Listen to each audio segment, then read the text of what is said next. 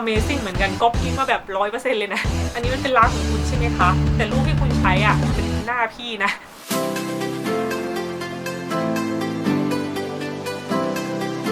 สวัสดีค่ะทุกคนก็มาพบกับช่อง Giggle Story อีกแล้วนะคะก็สำหรับคอนเทนต์ในวันนี้เนาะก็เกิดจาก20 Facts About Me แหละก็คือ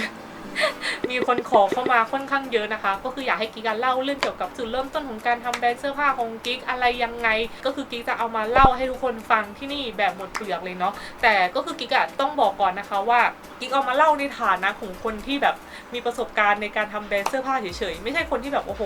ประสบความสำเร็จทางธุรกิจนู่นนี่นั่นแล้วแบบมาเล่ามาสอนอะไรเงี้ยไม่ใช่นะคะทุกคนถ้าใครที่คิดว่าอยากจะแบบกำลังอยากจะทำแบรนด์เสื้อผ้าหรือว่าลองทำธุรกิจนี้อ่ะแล้วมาฟังคลิปนี้นะคะก็อะไรที่รู้สึกว่าดีหรือแมทกับตัวเองก็เอาไปใช้ส่วนอะไรที่มันแบบแปลกๆไม่ดีทำแบบนั้นแบบนี้ดีกว่าน่าจะเวิร์กกว่าอะไรเงี้ยก็เอาไปปรับให้มันแมทกับแบรนด์ของแต่ละคนละกันก็มาเริ่มจากแบรนด์ Giggle Made ของกิ๊กเนี่ยก็คือว่ากิ๊กแค่รู้สึกว่าอยากจะทำธุรกิจแบบจริงๆจังๆสักอย่างนึงอะไรอย่างเงี้ยแล้วเราก็ถนัดในเรื่องของการขายของจุดแข็งของกิ๊กก็คือการขายของทุกคนอย่างที่กิ๊กบอกไปในคลิป20 Facts About Me นะคะทุกคนแล้วเราก็รู้สึกว่าเราชอบแต่งตัวแค่นั้นเราก็เลยแบบไปหาซื้อเสื้อผ้ามาขายดีกว่าเพราะฉะนั้นจุดเริ่มต้นของ Giggle Made เนี่ยมันจะเริ่มมาจากการซื้อมาขายไปนะคะทุกคนไม่ใช่แบบจ้างตัดตั้งแต่แรกอะไรอย่างเงี้ยไม่ใช่เนาะพอกิ๊กคิดได้อย่างนั้นอ่ะกิ๊กก็ขับรถไปที่แพลตินัมเลยจ้ะไปหาเลือกซื้อเสื้อผ้ากลับมาที่บ้านเลย คือเป็นคนแบบคิดไวทำไวคิดแล้วทำเลยอะทุกคนจะไม่รอหรือจะไม่แบบไปดูก่อนดูแล้วก็กลับมาก่อนกลับมาแล้วมาคิดก่อนหรืออะไรเงี้ยคือไม่นะคะตั้งงบไว้ในใจว่า 5,000 บาทแล้วก็ไปเลยจากขับรถไปแพลตินัมซึ่งกิ๊กจะบอกว่า 5,000 บาทของกิ๊กเนี่ยเป็นการตั้งงบที่คิดว่าจะรวมทั้งค่านางแบบและค่าตากล้องด้วยนะทุกคนซึ่งจริงๆแล้วอ่ะมันไม่พอหรอกไอ้ 5,000 บาทเนี่ยมันก็เกินมาแหละนิดๆหน่อยๆแต่ก็ตอนนั้นรู้สึกว่าจะไม่เกิน 8,000 นะคะแล้วก็ยังมีแบบเงินเหลือบางส่วนไว้สำหรับซื้อเสื้อผ้าที่เป็นแบบตัวล็อตแรกคอลเลกชันแรกของกิ๊กเนาะการไปซื้อเสื้อผ้าที่แพลตินัมอ่ะมันมีทริคอะไรหลายอย่างนะทุกคนซึ่งหลายๆคนอาจจะไม่รู้นะคะสำหรับคนที่เป็นแม่ค้าเนี่ยอย่างแรกเลยถ้าเราซื้อเสื้อผ้าแบบแบบขั้นต่ำหรืออะไรที่เขากำหนดอะที่เราจะได้ในราคาของแม่ค้าพอเราซื้อตามเท่านั้นปุ๊บเราจะได้เข้าไปอยู่ในกลุ่มไลน์แม่ค้าซึ่งทุกร้านอาจจะมีกลุ่มไลน์แม่ค้านะคะทุกคนกิ๊กก็จะซื้อแบบสมมติร้านนี้บอกว่า1ตัวจะเป็นราคานี้ใช่ไหมแต่ถ้า3ตัวจะได้ราคาส่งค้าแบบได้กิ๊กก็จะหาซื้อให้ได้3ตัวค้าแบบกิ๊กจะพยายามหาร้านที่มันแบบค้าแบบได้นะทุกคนจะไม่เอาร้านที่กำหนดว่าแบบต้องซื้อแบบเดียวอะ5ตัวถึงจะได้ราคาส่งนอกจากว่ากิ๊กจะอยากได้ตัวนั้นจริงๆรู้สึกว่าตัวเนี้ยฉันต้องซื้อจริงๆถึงจะซื้อกลับมาแต่ถ้ารู้สึกว่าครึ่งกลางๆเอาดีไม่เอาดีก็จะไปหาร้านที่ตัวเป็นแบบค้าแบบอะไรอย่างเงี้ยซึ่งกิ๊กก็จะซื้อขั้นต่ำของเขาเพื่อให้ได้เข้าไปอยู่ในไลน์กลุ่มแม่ค้านะคะทุกคนแล้วพอเราเข้าไปอยู่ในไลน์กลุ่มแม่ค้า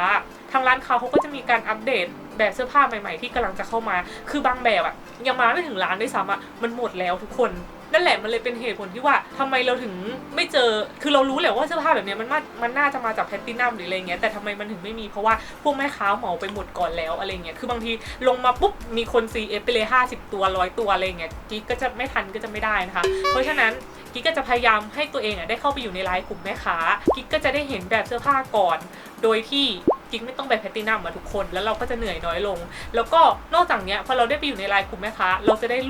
รูปที่ร้านค้าเขาถ่ายแบบเอาไว้ให้มาให้เราด้วยซึ่งเราสามารถเอารูปตรงนี้มาใช้ได้นะคะทุกคนแต่กิ๊กไม่ใช้รูปของร้านค้านะคือกิ๊กเอามาถ่ายรูปเองอะไรเองจ้างนางแบบเองจ้างตากล้องเองอะไรเองหมดเลยเพราะว่ากิ๊กรู้สึกว่าการสร้างแบรนด์มันเป็นเรื่องสำคัญนะทุกคนเดี๋ยวเราจะเอาเรื่องเนี้ยมาพูดตอนหลังแต่เบื้องต้นก็คือเราจะได้เข้าไปอยู่ในไลน์กลุ่มแม่ค้าเราจะได้รูปถ่ายเราจะได้ราคาส่งก็คือได้รู้ทุกอย่างก่อนคนที่มาเดินเอาง่ายๆแต่ถามว่ากิ๊กยังไปแพลตินัมไหมกิ๊กก็ไปนะคะช่วงที่กิ๊กยังทำซื้อมาขายไปกิ๊กก็ไปอาทิตย์ละครั้ง2 ครั้งไม่ได้ไปทีๆแบบวันเว้นวันทริคอีกอย่างหนึ่งนะที่แบบอยากจะแนะนำเลยบางคนคิดจะไปซื้อเสื้อผ้าใส่เล่นที่แพลตินัมเฉยๆแต่แบบมันมีโอกาสได้ราคาส่งนะก็คือกิ๊กด้วยความที่เป็นแม่ค้าใช่ไหมแล้วกิ๊กจะซื้อเสื้อผ้าแบบก็ซื้อเยอะไปรอบนึงกิ๊กก็จะมีรถเข็นเลยจ้ะรถเข็นเหล็กเล็กๆแล้วก็เอาถุง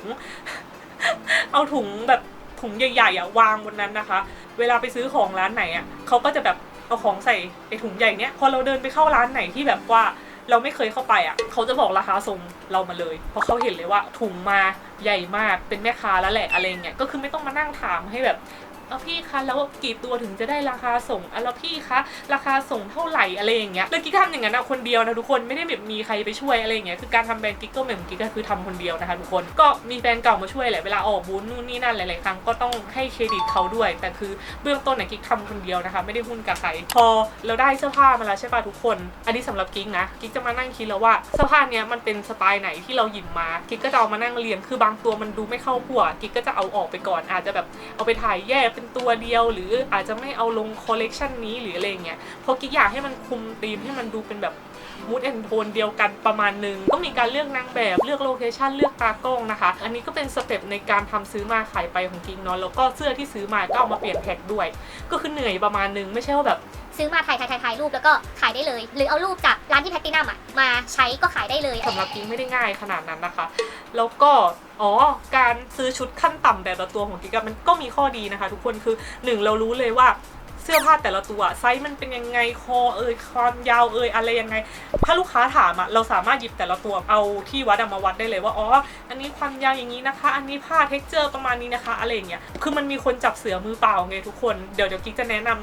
อีกเคสหนึ่งนะคะสำหรับคนที่ไม่มีเงินลงทุนทำอย่างนั้นก็ได้แต่สำหรับกิ๊กจะซื้อมันมาเบื้องต้นขั้นต่ำเลยต้องแบบอย่างน้อยแบบตัว1เพื่อที่แบบถ้าลูกค้ามาถามเรามีของขายแน่นอนเราไม่ต้องวิ่งไปแพลตตินัมเพื่อแบบว่าไปลุ้นว่าของมันจะหมดไหมอะไรเงี้ยทุกคนนึกออกปะแล้วก็เราสามารถดูเนื้อผ้าให้ลูกค้าได้อธิบายลูกค้าได้วัดขนาดนู่นนี่นั่นให้เขาได้กางเกงมันยืดได้ถึงเท่าไหร่คะสะโพกเท่านี้ใส่ได้ไหมคะคือเราจะแนะนำได้หมดแล้วโอกาสที่เราจะสูญเสียลูกค้ามันจะน้อยลงแต่มันก็มีอีกทริคหนึ่งที่หนูไม่มีเงินลงทุนเลยค่ะพี่แต่หนูอยากขายเสื้อผ้าทำยังไงดีเหมือนแพลตตินัมเขาก็จะจัดดิสเพย์ร้านค่อนข้างสวยนะเขาก็ไปถ่ายรูปเลยแบบรูปเสื้อผ้าที่แบบ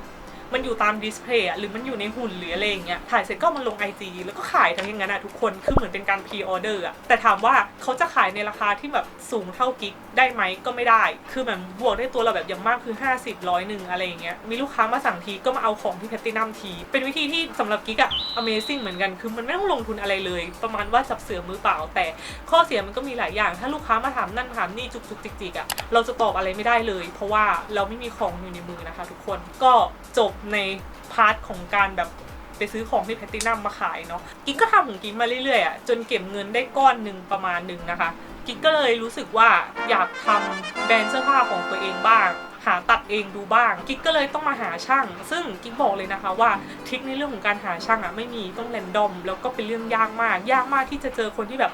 ทำงานถูกใจเราราคาถูกใจเรานิสัยถูกใจเราอะไรอย่างเงี้ยบอกเลยว่าโคตรยากยิ่งกว่างมเข็มในมหาสมุทรทุกคนช่างที่ตัดให้กิ๊กจนถึงปัจจุบันเขาก็เป็นคนตัดให้กิ๊กตั้งแต่คอลเลกชันแรกที่กิ๊กเริ่มทำงานตัดจนถึงคอลเลกชันสุดท้ายเขาดีขนาดนั้นไหมในความรู้สึกของกิ๊กถึงทำมากับเขามาตลอดไม่ขนาดนั้นคือไม่ใช่ว่าเขาไม่ดีนะคะทุกคนเดี๋ยวพี่เขามาฟังแล้วเขาจะเสียใจ เขาก็ต้องมีดีประมาณนึงแหละเขาถึงทำกับกิ๊กไม่ได้นานขนาดนี้เดี๋ยวกิ๊กเล่าให้ฟังทีหลังละกันเป็นพาร์ทในส่วนของงานตัดทีนี้พอกิ๊กเก็บเงินได้ก้อนนึงใช่ไหมทุกคนกิ๊กก็รู้สึกแล้วว่าเราอยากทำแบรนด์เสื้อผ้าที่มันเป็นงานตัดของเราเองที่มันเป็นซิกเนเจอร์ของเราเองที่มันเป็นแบบชุดที่เราออกแบบเองทุกคนมันน่าจะแบบน่าภูมิใจไม่น้อยเลยถ้าชุดนี้มันเป็นชุดที่เราออกแบบเราเดินไปแล้วเห็นคนใส่อะไรอย่างเงี้ยก็คิดแค่นั้นแหละกิ๊กจะบอกว่าก่อนที่เราจะหาช่างตัดทุกคนเราต้องมีการวางแผนก่อนนะว่า1คือบัดเจ็ตเราอยู่ที่ประมาณไหนต้นทุนต่อตัวเราอยากได้ประมาณไหนลักษณะงานที่เราอยากได้เป็นประมาณไหนคือถ้าเราอยากได้งานบูติกงานแบบโอ้โหตัดเนี้ยบขึ้นห้างเป็นไปไม่ได้เลยที่เราจะเอาราคาโรงงานมันอาจจะมีแหละแต่กิ๊กก็หมดปัญญาที่จะหาทุกคน สำหรับกิ๊กนะเวลาเนี้ยกิ๊กคิดว่าไม่มีคือถ้าเราอยากได้งานบูติกมันต้องเป็นงานตัดมืองานเกรดเองานอะไรที่แบบว่าใช้ช่าง1คนตัด1ตัวอะไรอย่างเงี้ยคืองานตัดมือไม่มีทางเลยที่เราจะแบบไปเอาสเกลโรงงานแล้วเอาราคาโรงงานได้นะคะถ้าเราอยากได้งานสเกลโรงงานเราก็จะต้องยอมรับที่จะต้องตัดปริมาณต่อตัวที่มากขึ้นสมมุติเราอยากได้ต้นทุนตัวละ300เราอาจจะต้องตัดแบบเดียวขั้นต่ำ10ตัวหรือ20ตัวอะไรอย่างเงี้ยแต่ถ้าเราสตาร์ทที่หลักแบบพันอัพเราอาจจะแบบตัดแค่ตัวเดียวก็ได้แล้วขายตัดทีละตัวแล้วขายก็ได้ทุกคนพอจะเห็นภาพใช่ไหมเพราะฉะนั้นเราต้องมีแบบว่า positioning ของแบรนด์ที่ค่อนข้างชัดเจนเพื่อที่เราจะได้แบบเหมือนวางแผนถูกทุกคนว่าโอเคฉันจะเลือกงานตัดโรงงานหรือฉันจะเลือกงานบูติกซึ่งณ at the end แล้วกิ๊กต ตัดสินใจที่จะไปตัดกับช่างที่เป็นงานบูติกนะคะทุกคนไม่ใช่งานเกรดโรงงานซึ่งก็ต้องยอมรับว่าราคาต่อตัวมันสูงสมัยที่กิ๊กขายแพลตินัมกิ๊กสามารถบวกกำไรได้ 100% ใช้คำว่า 100% เลยนะทุกคนสมมุติซื้อมา200กิ๊กต้องขายขั้นต่ำ400แล้วกิ๊กก็ไม่ขายแค่400ด้วยกิ๊กต้องขาย450หรือ490อะไรอย่างเงี้ยเพราะว่ามันไม่ได้มีต้นทุนแค่เสื้อผ้าทุกคนนึกออกป่ะมันมีต้นทุนแฝงอื่นๆเช่นแบบค่านางแบบค่าตากล้องค่าเหนื่อยเราไปรับของนู่นนี่นั่นอะไรอย่างเงี้ยพอมาเป็นส่วนของงานตัดราคามันสูงมากกิ๊กไม่สามารถเอากำไร 100% เหมือนเดิมได้แต่แบบกิ๊กก็ยอมเพราะว่ามันได้ความเหมือนความภาคภูมิใจเฉยๆแค่นั้นแหละงานแต่ละตัวถ้าแบบคนที่เคยซื้อของกิ๊กจะรู้เลยว่าแบบงานเนี้ยงานละเอียดมากเวลากิ๊กออกแต่ละคอลเลกชันโอเคบางตัวมันจะมีความแฟนซีมากๆแบบมันจะใส่ในชีวิตประจำวันได้เหรอวะอะไรอย่างเงี้ยแต่กิ๊กก็ปล่อยมันออกมาเพราะกิ๊กรู้สึกว่าฉันอยากขายแต่ในคอลเลกชันของกิ๊กมันก็จะมีบางตัวที่แบบว่าใช้ได้ตลอดไปจนถึงทุกวันนี้ก็ยังใช้ได้อยู่เดี๋ยวกิ๊กจะขึ้นรูปไว้ให้นะคะแบบอันนี้เป็นตัวแรกที่กิ๊กทำเลยอีเสื้อป้ายโบที่เป็นขอบแล้วขายดีมากขายดีแบบโอ้โหคือดีไม่รู้จะดียังไงทุกวันนี้กิ๊กก็ยังมีหยิบมาใส่บ้างนะคะก็คือกิ๊กรู้สึกว่า